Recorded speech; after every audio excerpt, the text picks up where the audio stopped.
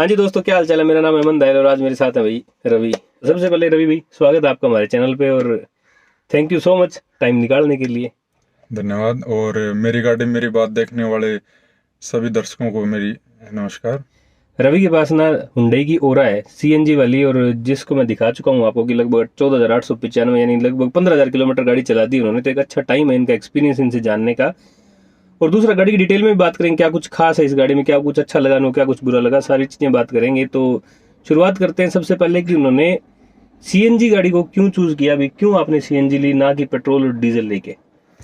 Aman ji, CNG गाड़ी लेने के मेरे दो कारण थे। पहला, मैं सर्विस करता हूँ तो मेरा डेली अप डाउन 140 किलोमीटर के करीब रहता है। ठीक है जी। और उसमें सीएनजी गाड़ी पेट्रोल और डीजल से माइलेज में अच्छी है। और दूसरा, सीएनजी गाड़ी पेट्रोल और डीजल की कंपैरिजन में इको फ्रेंडली है। तो इस कारण मैंने सीएनजी गाड़ी को प्रीफर किया पेट्रोल और डीजल की बजाय। चलो जी, बहुत ही बढ़िया लगा सुन के कि मतलब थोड़ा नेचर का भी ध्यान रखा जा रहा है यहाँ पे। और वो भी एक मतलब पॉइंट जो है, शायद मेरे को लग रहा है कि आने वाले टाइम में अगर इलेक्ट्रिफिकेशन भी हो रहा है मार्केट का, तो वो भी एक बहुत बड़ा रीजन होगा कि पोल्यूशन से भैया सभी परेशान है। जी। दूसरी चीज, आप मेरे को ये बताओ कि आपने हुंडई ओरा को क्यों चूज किया, जबकि मतलब हुंडई एक ब्रांड को चूज करने का मतलब क्या रीजन था आपका।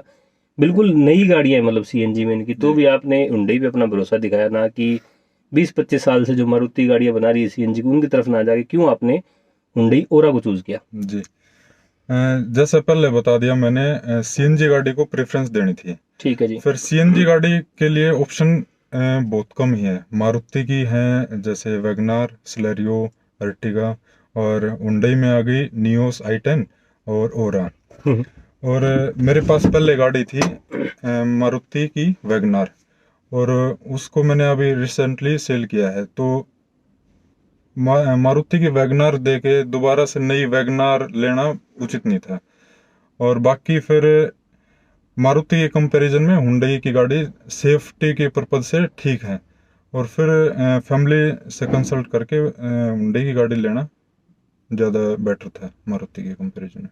क्योंकि मेरे को लग रहा है जो चूज करने का एक और रीजन जो रहा कि सेफ्टी, चलो एक एक एस्पेक्ट उन्होंने बताया, दूसरा कि फीचर वाइज या जो इंटीरियर है बेसिकली थोड़ा हुंडई का मेरे को लग रहा है ज्यादा अप टू मार्केट रहता है कि एकदम फ्रेश सा लगता है, जबकि मारुति के पास वही अपना पुराना कॉन्सेप्ट रहता है। इसके कारण शायद थोड़ा बंदे को बोरिंग भी फील होता है। वही गाड़ी चला ही रहे थे तो मतलब सेम गाड़ी अपग्रेड करने का कोई सेंस मेरे को भी लग रहा है कि एक वैलिड पॉइंट है। रवि जी, एक बात बताइए मेरे को कि हुंडई ओरा में ये कौन सा वेरिएंट है और ये वाला वेरिएंट आपने क्यों लिया।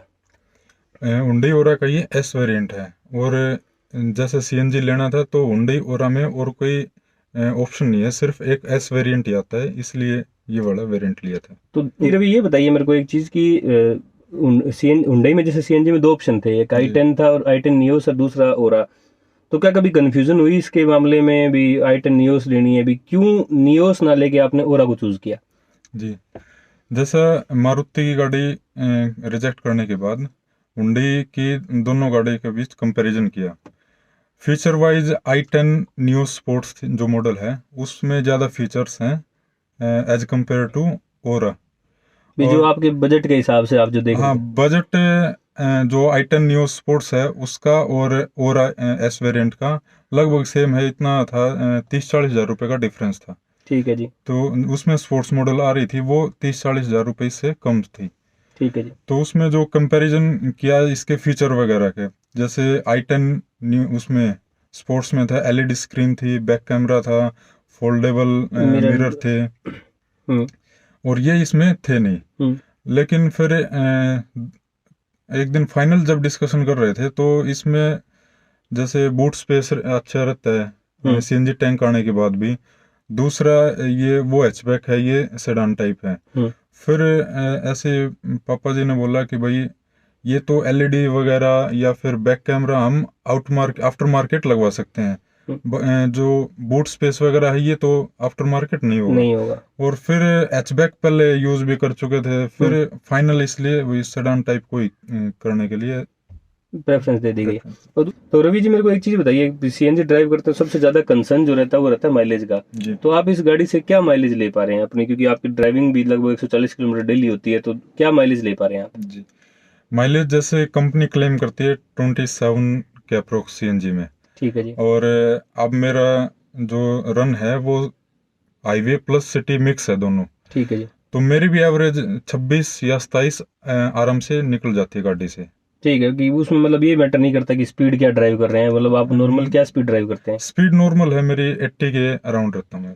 ठीक है, तो मतलब 80-90 की स्पीड तक ड्राइव जी करते हैं, आपकी 27 तक एवरेज दे देती है। जी। तो कभी ऐसा एक्सपीरियंस हुआ कि आपने सिर्फ इसको प्योरली सिटी में चलाया हो या जाम वगैरह में या कहीं? दिन के करीब है ना, मैं अपने ऑफिस के नियर बाई 5-6 किलोमीटर के अराउंड रहा था। हम्म, और उस टाइम जो इसमें गाड़ी ने माइलेज दी थी वो थी 22 20 से 22 हम्म, किलोमीटर पर ठीक है। केजी। पर के तो रवि जी एक बात बताइए मेरे को, कभी कि ऐसा हुआ है कि आपने कभी इसको मतलब नापने की कोशिश की होगी, एक पूरा टैंक भरवाने के बाद कितनी माइलेज दी है इसने?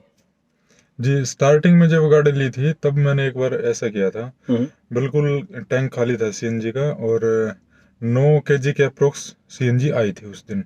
हम्म। और फिर थोड़ा लंबा जाना था और मेरे उस टैंक में 245 किलोमीटर निकल गए थे तो 9 केजी उन्होंने, गैस में। हाँ तो अगर बात थोड़ी सी कैलकुलेशन करें तो लगभग 27 किलोमीटर की एवरेज जो है पर किलो के हिसाब से आ गई थी। जी बाकी वेरी करता है भैया प्रेशर पे कि कैसा प्रेशर है, कितनी गैस इसमें आएगी। तो अब आप ये बताओ मेरे को, आपने सी ये जो ओरा का है एस वेरिएंट लिया, इसके में सबसे अच्छी चीजें आपको क्या लगी जो आपने परचेज करने के बाद आपने महसूस की इतनी गाड़ी चलाने के बाद, कि क्या अच्छी चीजें हैं इसकी? अच्छी चीज़ें स्टार्टिंग में तो सबसे पहली बात है, इसका लुक वाइज अच्छी लगी मुझे। ठीक है जी। ठीक है। दूसरा, अंदर से बहुत स्पेशियस गाड़ी है। ठीक है जी। मतलब अगर 5 बंदे ही बैठ जाएं तो ऐसा नहीं लगता, बिल्कुल। मतलब टाइट फील हो रहा हो कहीं हाँ बिल्कुल। पे। दूसरी एक चीज आपने शायद नोटिस ना करी, मैं आपको बता दूं, रवि की जो आपकी हाइट क्या है? मेरी है 6 फीट। 6 फीट पूरी हाइट है बंदे की, आप देख सकते हो। तो भी इतना मतलब स्पेस बचा हुआ ऊपर। तो घर में भैया ये 6 फीट है तो सीधी सी बात है, बाकी भी लंबे तगड़े लोग हैं तो 5 लोग आराम से कंफर्टेबली बैठ जाते हैं, कोई दिक्कत होती नहीं है। दूसरा, फिर इसमें सीएनजी टैंक होने के बाद भी बूट स्पेस अच्छा है, क्योंकि कई बार यूज करके देखा, बड़े हैवी बैग भी आराम से इजिली आ जाते हैं ठीक है जी। डिग्गी में। ये फीचर मुझे अच्छे लगे इसमें। ठीक है, और अच्छा है में आपने बात कर ली, बुरे में अगर क्या लगा कि मतलब क्या चीज ऐसी है जो आपको इस गाड़ी की अच्छी नहीं लगी, या मतलब इस मतलब हमने इतना पैसा देने के बाद कंपनी से जो पैकेज हमें मिला उसमें क्या चीज आपको बुरा लगा? जी, एक इसमें लगा, जैसे अपने इंडियन रोड हैं उसमें अपने मोस्टली हरियाणा साइड ब्रेकर वगैरह ज़्यादा बने रहते हैं। तो इसका ग्राउंड क्लियरेंस है वो थोड़ा है कम है। तो ऑन डॉक्यूमेंट तो ठीक है मतलब, लेकिन शायद सिडान होने की वजह से या फिर जब 4 लोग बैठ जाते हैं ना तो उस टाइम ये नोटिस किया गया है कि ये मतलब गाड़ी जो नीचे लगती है। हाँ है। दूसरी चीज ये है, जैसे अप हिल जाते हैं और गाड़ी बीच में अगर चढ़ाई कर रहे हो, बीच में स्लो डाउन करनी पड़ेगी ना, फिर आपको ऐसा लगेगा कि भाई लैक ऑफ पावर है थोड़ा इसमें। कि थोड़ी सी पावर और होनी चाहिए थी हाँ कि मतलब एकदम उठ जाए, तो मतलब पिकअप जी वाली थोड़ी सी कमी महसूस होती है। जी। ठीक है जी। बाकी ओवरऑल गाड़ी से आप सेटिस्फाइड है हाँ, मतलब? सेटिस्फाइड हूँ इस रेंज में, बिल्कुल सेटिस्फाइड हूँ। ठीक है जी। तो अब एक बात तो मेरे को कि आपकी गाड़ी की 2 सर्विस हो चुकी हैं। पहली सर्विस तो वो फ्री वाली हुई होगी जो हाँ, 1000 किलोमीटर पे होती 1000 है। किलोमीटर पे होता दूसरी 10,000 वाली जो सर्विस हुई थी उसका आपका मतलब, सबसे पहले तो ये बताओ कि आपकी पहले मारुति में जाते थे सर्विस करवाने, अब है आप जी। हुंडई में गए, तो सर्विस का एक्सपीरियंस कैसा रहा, कि वहाँ का माहौल कैसा था, कैसी वैल्यू दी गई आपको, उस चीज़ के बारे में बताइए थोड़ा सा। जी, सर्विस का अच्छा था ओवरऑल। मैं जहाँ से जिस शोरूम से ली थी गाड़ी वहीं सर्विस के लिए लेके गया था। हम्म। और कोऑपरेटिव स्टाफ है वहाँ का बिल्कुल, और ओवरऑल एक्सपीरियंस ठीक था सर्विस के दौरान। ठीक है जी। तो सर्विस में दूसरी सर्विस जो हुई है आपकी पेड वाली, उसमें टोटल कितना खर्चा आया और उसमें क्या कुछ आप थोड़ा डिटेल में बता पाएं तो? दूसरी सर्विस के लिए मैं जब गया था तो वहाँ एडवाइजर ने पूछा था कि सर और कोई अगर कोई समस्या है आपकी अलग से गाड़ी में तो बता दीजिए। तो नॉर्मल था, मेरे अलग से कुछ था नहीं, लेकिन एक अलाइनमेंट के लिए मैंने बोला था। तो और बाकी फिर जो रूटीन की जो सर्विस रहती है वो की उन्होंने। और जो दूसरे वाली सर्विस थी वो लेबर फ्री थी। और अप्रोक्स मेरा जो खर्चा था वो 3300 समथिंग था दूसरे वाली सर्विस का।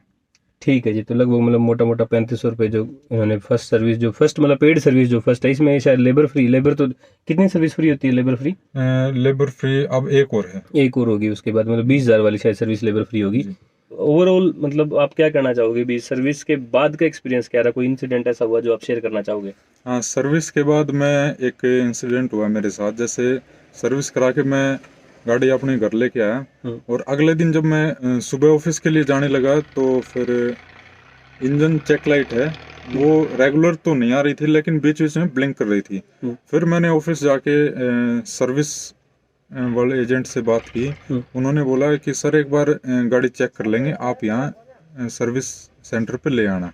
ठीक है। फिर उस दिन तो मैं नहीं जा पाया, कुछ काम था मेरे को। दूसरे दिन फिर जब मैं गाड़ी वहाँ सर्विस सेंटर लेके गया, तब वहाँ उन्होंने गाड़ी का चेकअप किया, थोड़ा बोनट वगैरह खोल के, और यहाँ वो जो टैब वगैरह लगा के, मतलब टैब वगैरह लगा के चेक किया गाड़ी को।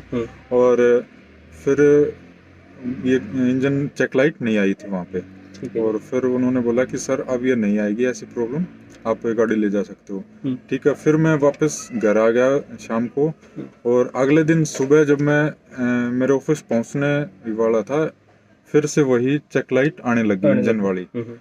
फिर दिन में मैंने फ़ोन दोबारा किया सर्विस सेंटर को। उन्होंने ये बोला कि सर वैसे कोई इशू नहीं आएगा इसमें, आप यूज कर सकते हो गाड़ी को, जब भी आपको टाइम है एक बार 5-6 घंटे के लिए गाड़ी सर्विस सेंटर छोड़ जाओ आप।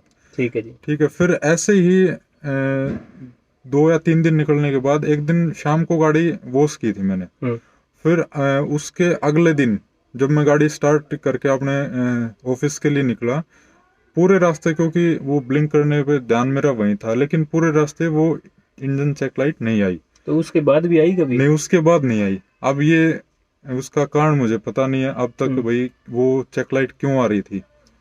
दूसरी चीज ये है कि मेरे को भी लग रहा है कि इन जनरल मतलब जो सर्विस वाले बंदे हैं वो सेटिस्फाई नहीं कर पाए, अदरवाइज, या उसका वो पता ही नहीं लगा पाए कि क्या रीजन थे। तो ये थोड़ी सी चीज है। अगर मतलब हुंडई वाले, मेरे को नहीं पता कि हुंडई ये वीडियो देख रहा नहीं देख रहा जो भी है, लेकिन अगर हुंडई ओरा के आप यूजर हैं तो आपके पास साथ भी कोई ऐसा इंसिडेंट हुआ है तो मतलब आप कमेंट करके प्लीज बताना कि भाई ऐसा कुछ नोटिस आपने भी किया होगा कि सर्विस के बाद या सर्विस से पहले, या कुछ ऐसी चीज जो सर्विस के टाइम आपने बताई लेकिन उसका रिजोल्यूशन आपको नहीं मिला, मतलब आप सेटिस्फाई नहीं हुए। एक और चीज है, वो थी ब्रेकिंग की। जैसे ब्रेकिंग में आप थोड़ा रफ रोड है बिल्कुल, उस पे चला रहे हो, तो अगर ब्रेक यूज करते हो ना, अलग सी आवाज आती है ब्रेक यूज करने के बाद। जैसे टायर के नीचे कुछ रोड़ा वगैरह लगता है ना, उस टाइप की आवाज आती है। और ये मेरे साथ नहीं, मेरे ऑफिस में एक और है बंदा, उसके पास भी ओरा है। वो एक दिन मेरे से डिस्कस कर रहा था, बोला भाई अगर ब्रेक यूज करते हो तो मैं बोला आप रुक जाओ मैं बताता हूँ।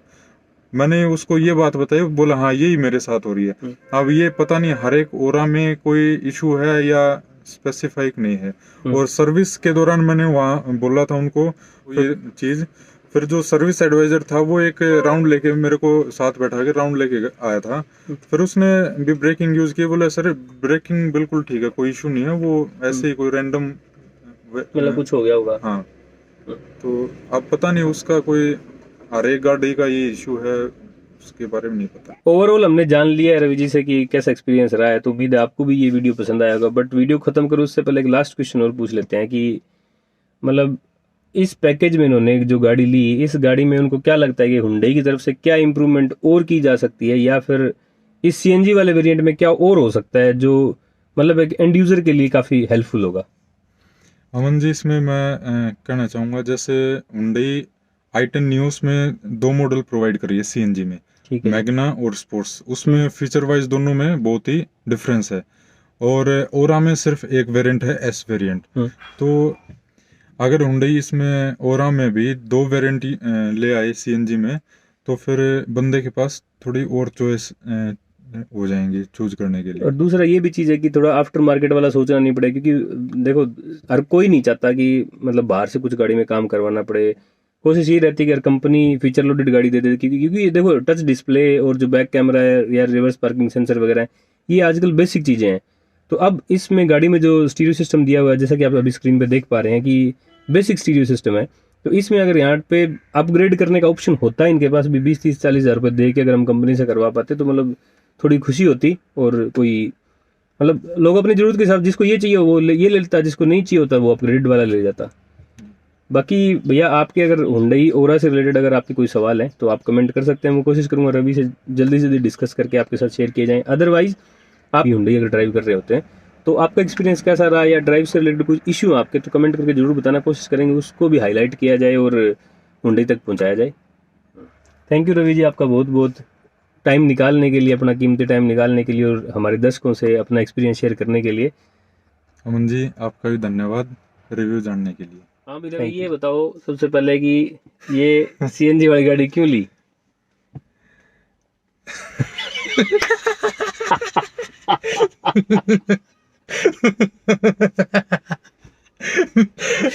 इतना हार्ड क्वेश्चन पहला है। अच्छा, सबसे पहले मैं मनु को आप वो आपका स्वागत है, फिर मेरे काम देखिए मैं करूँगा।